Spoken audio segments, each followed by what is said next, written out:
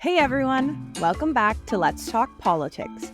As Canada heads into a pivotal federal election just days away, both the Liberals and the Conservatives have made some big promises in their platforms. We're talking tax cuts, billions in new spending, and you guessed it, more deficits.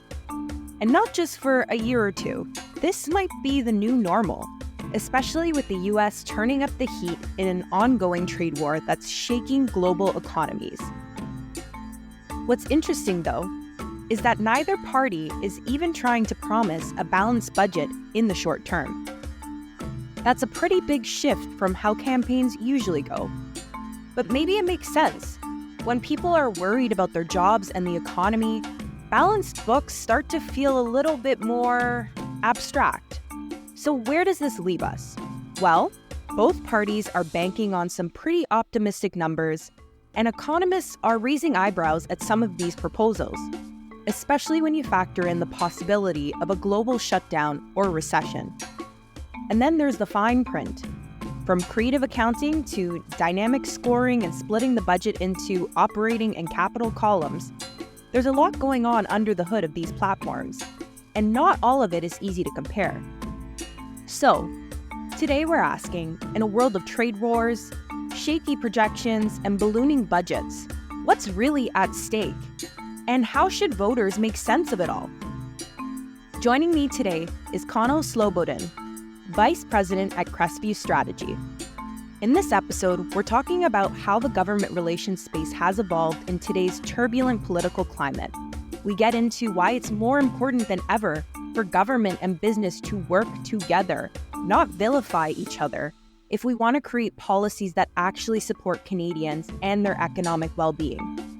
And we get into the rise of economic nationalism, what it means, why it matters, and how that mindset needs to be reflected in our government policies, including the often overlooked area of interprovincial trade.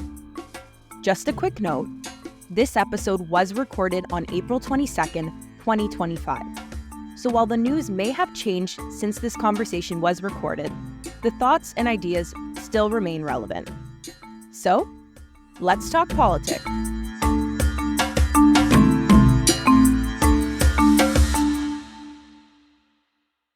Given so much uncertainty right now, politically and most important economically, we've seen markets go up and down like a yo-yo with the on and off again tariffs. How are you supporting your clients on both sides of the border during these turbulent times, whether it's through strategy, government relations? Yeah, if you could speak to that. A lot of it is just counseling at this point. I think a lot of people have seen the uncertainty and they respond to it with hesitancy and a little bit of concern. I wouldn't say this is a product of just one event. I joined Crestview 6 months ago, and it was a week before the U.S. election and the stuff that's come from that. But then Freeland resigned, and then Trudeau resigned, and we had the race. Then Doug Ford called an election, and the tariffs kept coming in and out. And now the leadership race is done, but we're in an election. So it's been 6 months of absolute chaos. And in some ways, you could argue that we haven't really had a federal government. So you have people say, well, I really want to advance an issue. And sometimes you just got to be brutally honest and say there's no vehicle for you to advance this. If you're looking for a legislative change when Parliament's prorogued and there's likely going to be an election, my best advice to you is don't hire a lobbyist, just wait. And, sometimes people say, well, you should bring them on board. I don't think that's necessarily the best approach. There are clients where I've said, listen, you've got a long play coming out of this. Let's work together now so that when the government comes back, you're not behind the eight ball. And every case is different, for example. So it's really just sharing the information, giving your insights, avoiding being like you're repeating the news, and really just helping them prepare for the next iteration of government in Canada. It's not an easy time, but sometimes just keeping your head down and thinking about what are the fundamentals you're trying to achieve is important, and staying above the day-to-day politics and thinking about where we're going. I'll be honest, for the past several weeks, I've been helping some of my clients prepare for what's likely to be a Liberal government. Now, that could change on Monday, and apologies to my clients if that's the case, but sometimes you just need to choose a horse and start preparing, or you're just going to waste a lot of time. Mm-hmm. And I appreciate, you heard it here first, folks, an honest lobbyist who's really putting the interests of his clients first. You've been in the consulting and government relations world for close to a decade now. How have you seen the space evolve over the years? And with all these political shifts, changing public expectations, and rapid tech advancements, where do you think the industry is headed? I love that question. Over the past decade, it has changed a lot. I would say if you ask any lobbyist, the first thing that they would probably lament about is the feeling that it's saturated. And I think like there's a lot of players, but to call it saturation is maybe not fair. I think there was a lot of economic opportunity that was latent, and a lot of people thought, I'm going to try to take a crack at it. You know, Google complaining that people were trying to get into the search engine business would be a little bit lazy on Google's part. Over the past decade, especially in the last half decade, a lot of organizations have realized that government could both be a disruptor and an enabler of their business. Particularly under more activist government like the Trudeau government did, you saw oil and gas into that space pretty quickly, and environmental groups as well, especially since they had been on a little bit of the outs with the Harper government. But then COVID and the impact on regulations, labor policy, supply chains, all of that really fit in there.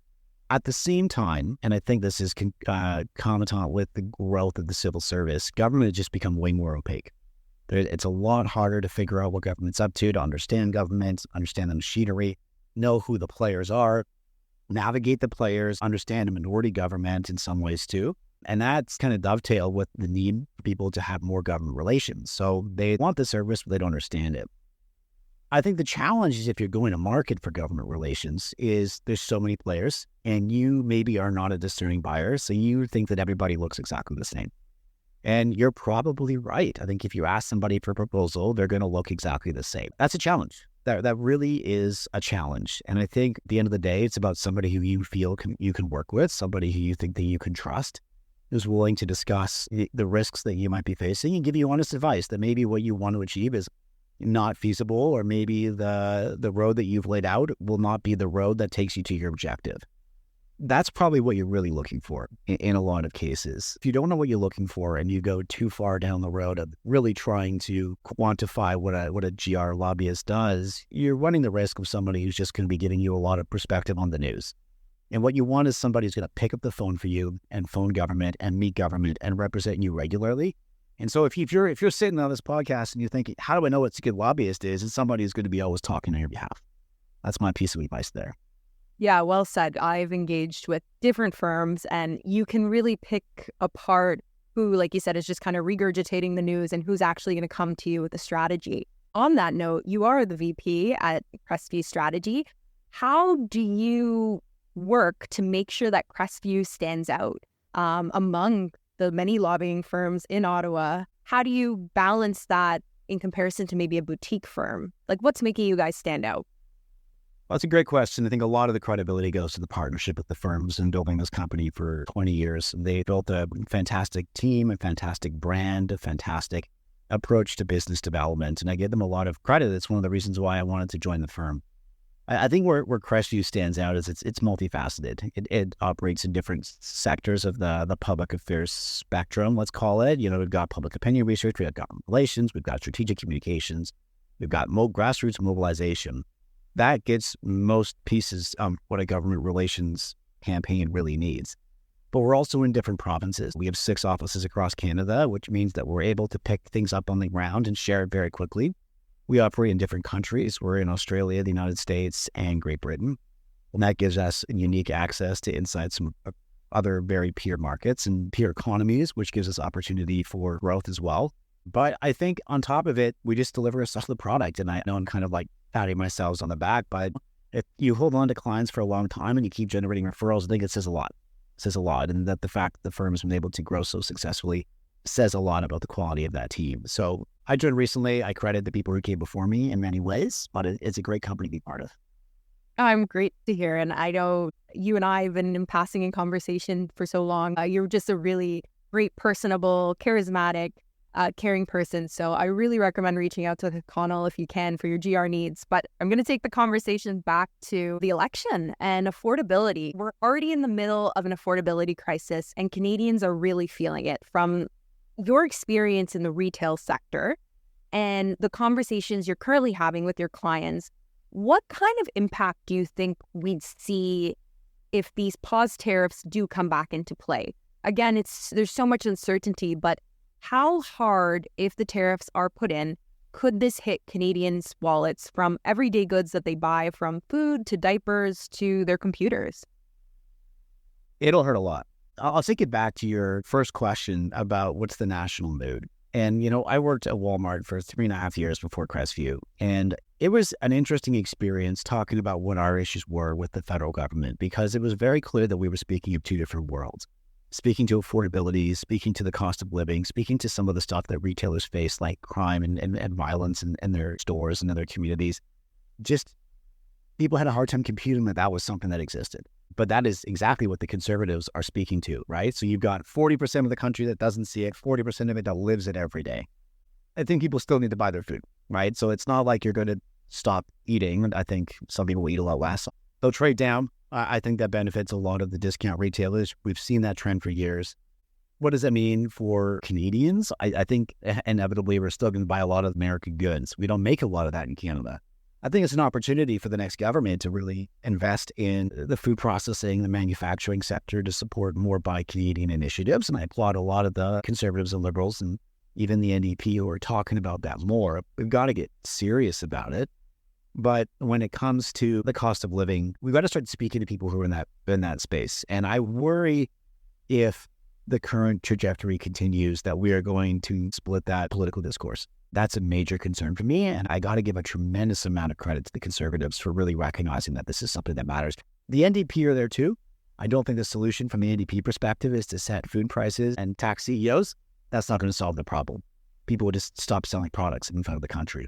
I really did like back in December when they lifted the GST off the cost of a couple of essentials.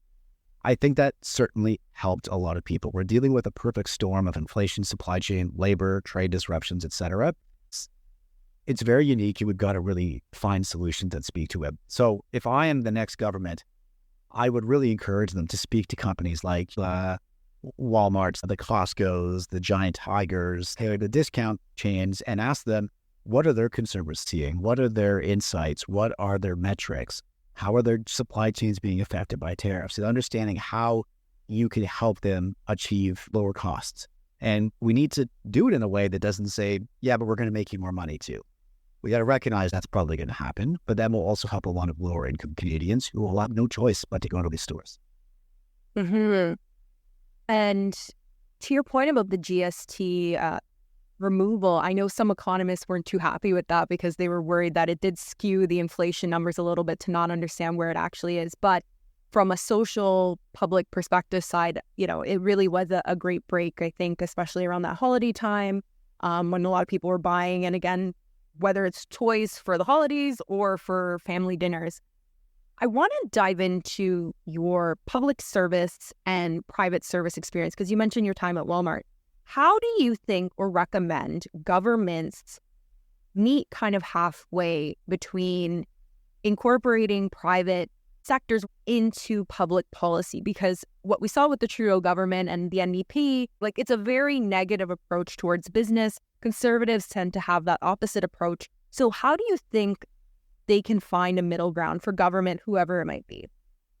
Oh, that is the $1 million question. I love this question because it's something that's been sitting in my mind for years. I think it fundamentally starts with a change in government mentality. And I think Carney has danced around it. I think Poilievre has gone closer to it, but is still glancing off of it. It's about risk tolerance. I think at the end of the day, businesses are afraid to take risks if there's a tremendous downside. And if you speak to a government public servant, they're also very risk averse. And I've spoken to many that you look at a program like the Strategic Innovation Fund, which has pumped billions into the Canadian economy. You say, well, which projects do you want to support? And they say, well, ones that are going to get built. And you think, well, why are we putting money behind a project that is going to get built? We should be putting money behind projects that won't get built unless there's money behind them. Government doesn't know how to do that. It needs to start learning how to do that. It needs to start helping people fail. We need to take that mentality from the Americans. That's one of the things that they're phenomenal at. Our regional development programs or economic development programs should support startups before they're revenue generating. They should be willing to take that risk. There should be more grants and less loans. There should be more forgivable conditions on stuff like that. And that's where we're going to start to understand it more. I'd love to see exchanges between civil service and private sector. I don't think it's likely. But if people spend more time in the private sector, they'll get to understand their concerns. We got to think about how markets work, whether it's a commodity market or a stock market. That needs to be ingrained a lot more into government. And we've really got to get out of a lot of that approach to monitoring and evaluation, which really gums up government and makes everybody so concerned about perfection that we stop thinking about the good. So I'd love to see that change. That's where they meet in the middle, is if we recognize that everybody's working on a risk framework, but government's in a position to take a lot more risk. And that's what it's there for. We shouldn't be afraid. We shouldn't be afraid to spend money, even if it maybe doesn't deliver the results that we hope for. Mm-hmm. Now, I'm going to be, I guess, devil's advocate here. Can they take those risks when Canada is in so much debt? And I know rich people leverage debt to make more money, but there's also that public funds element to this. And that's been the major scare tactic from the Conservatives is look how much our debt has risen. Can government take risks when the debt is so high as Canada? Yeah, I think we can. I mean, I personally am very debt averse in terms of how I look at the fiscal framework of the federal government. I think part of it, if I'm going to borrow a line from Mark Carney, is spend less, invest more, and whatever that means in some ways. But I think that's what we need to do, is really get out of the giant social programs that have no clear tail, that just keep growing, and focus more on more finite investments. And we need to grow the economy to a point where we can maybe afford more social programs. But for the past 10 years, it's been a bit of a focus on wealth redistribution, the pursuit of equity and equality, which are noble causes in many ways, but we haven't been able to afford a lot of it. So maybe it's time for that strategic pause on the growth of elements of that. Liberals even took a knee on their climate strategy when they killed the carbon tax, for example. And so can we afford it? Yes. We really just need to think about what's the better investment. And you look at, for example, a multinational company. I think when government looks at a strategic project, they think, well, company X, you're worth $150 billion. You can afford this project. And the answer is, of course they can afford this project. That's not a challenge. It's what's the return on investment for them? Because if it's going to cost them $1 billion to build it in Canada and it's going to be 5% growth, but it's going to be $900 million to build it in Pennsylvania with 20% growth, doesn't matter. They can build it in Canada. They're not going to build it in Canada. And we got to get a lot better at understanding that this is not done in a box. This needs to be done on a global scale, that companies compete even inside themselves for capital, let alone inside a continent, inside a global economy. And if we can start wrapping our heads around that from a public policy perspective, then that's when we can really grow and compete. Because U.S. states are phenomenal at that. They will give massive discounts, and sometimes to the detriment of their services. They're by no means a standard bearer of solid social programming, but they are generating economic investment. And we're struggling to do that unless we just give tons and tons and tons of money. There's better ways to get at it. Good points. And what comes to mind as well is, I think Mark Carney, when he launched his campaign, one of his lines that really stuck out to me is, you can't redistribute what you don't have. And really set the tone for what his vision is if he is to be elected leader. And as we're kind of just wrapping up here, I wanted to also dive into that point. You said states do it really well. They don't work necessarily in silos or in boxes. Do you think, because the systems in the US and Canada are different, do you think federalism is the challenge or the reason why we don't have this? I know it's a bit of like a big civics question. Was a loaded question, eh? Yeah. Should you revisit the Charlottetown Accords? Yeah, I think it's a benefit, and I think it's a liability, and I'm just going to walk that line, I guess. It's really important to have governments that think globally instead of just kind of dictate from on high. But we need to stop being a country where somebody says they're Ontarian first, Quebec first, Alberta first, and they're Canadian first. And if we can hit that mark, then the federalism really does work. It's getting at the piece of public service on the ground. It's making sure that regions are represented even when they're shut out of government. Saskatchewan is well represented in the Liberal government, and Quebec is well represented in the Conservative government. That is the value of federalism, in addition to just, say, equalization of services. For the flaws of equalization system, we'll set that one aside for another conversation. But I feel like we need to walk that line. Mm-hmm. Good points. And when we're talking about walking that line and making that local perspective really prominent and the Team Canada approach, I really appreciate that. We are seeing forward, I think some Atlantic provinces announced they're cutting out interprovincial trade barriers, which I think is huge and long overdue. Do you think with that it will help build up our industries, or do you think it's a hopeful thought? Both. Credit to Susan Holt and Doug Ford for that initiative. I'd love to see more premiers join on, and I think that their public policy approach was brilliant. So sharing if you share. I'm bearish that it's going to lift the economy to the billions that people suggest, because I think that there will still be barriers at the end of the day, and I think that some of the irritants will not leverage as much as we want. I think there's sort of two pieces. One is the interprovincial trade barriers that exist really hit at the feeling that we're not a country. An easy one is the alcohol file. Time and again, people are so confused that they can't bring alcohol across the border. They can bring everything else. They can bring a shirt, they can bring gasoline in their car, they can buy a house across the border. But they can't bring alcohol. Like, it really doesn't seem like we're a country when you can't buy a beer or drive it across a river. The other piece, though, is labor mobility and credential recognition. You choose a province, you're stuck in that province in a lot of jobs. That's a major problem, particularly in trades, particularly in sort of like the health and human services sectors. If we can get rid of that, that will go a long way to making us a real country, like in a lot of sense. And, there's going to be times where people are going to have reservations. I mean, forget who it was I was listening to. For all I know, it was Pierre Poilievre, but he made a sense that sometimes you have different regulations, because if you're driving a truck in Saskatchewan, it's flat, but if you're driving a truck in Alberta, there's mountains. You need to have different levels of safety standards. Those will always kind of be there. We got to work through it. But I don't like when a jurisdiction throws up a barrier and says, no, this hurts our people, therefore we're not going to do it. We got to be on Team Canada. Mm-hmm. Well said. And yeah, the healthcare sector is also a huge one. The fact that interprovincial is so difficult, and it becomes more of a cost to that province because they end up hiring traveling nurses, which have to be like double the cost. It's insane. Friend who went to Ireland to study med school because the prospects of her probably getting in directly here were impossible. And then for her to come back as a Canadian to practice was also so many loopholes, so much red tape. So I really hope we can get that under control. There's been some announcements in the platforms, specifically the Liberals, so we'll see. Last question here.